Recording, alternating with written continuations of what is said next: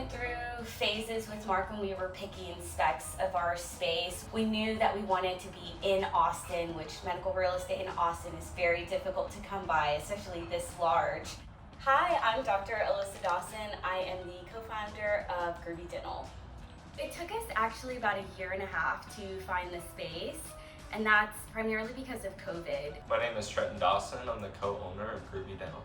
You know, when we were discussing Mark a little earlier, and it kind of just had this epiphany that he was kind of our beacon of comfort throughout the process. I'm Mark Storey. I'm Senior Vice President, Practice Real Estate Group.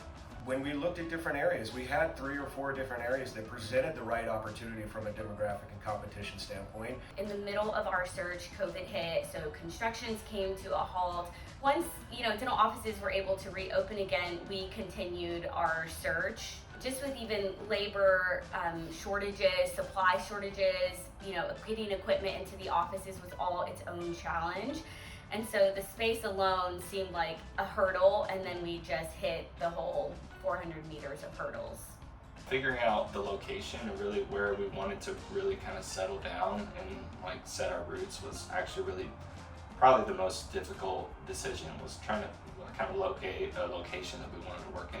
We looked at many different options in different areas of town, the demographics, the competition, just what presented the right opportunity from different submarkets.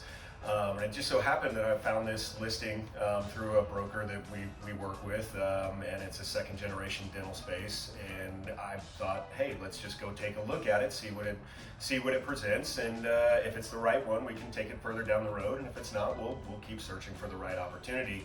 And walking into this space, it presented a very good opportunity. It had great bones, very good design, good flow overall, and it really just presented an opportunity to be successful. I felt optimistic when Mark showed us this place. I think he was a little unsure because it was very old school, had carpet, wallpaper, and knew that it wasn't really our style, but I think that we all had confidence that we could really make it our own space.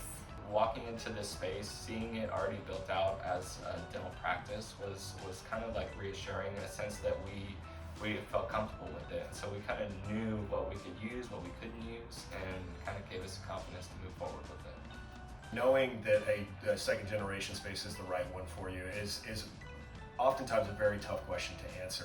But the more research you can do on the previous tenant that was here and what they were doing, why they left, whatever the reason may be, will give you insight into what that practice was doing and what is possible with a new tenant in this one, in that practice. So in this circumstance, we know the doctors here, they were here for 20 years, I think it was, and were extremely successful at this location. And they were so successful, they went down the road and built themselves a 6,000 square foot clinic.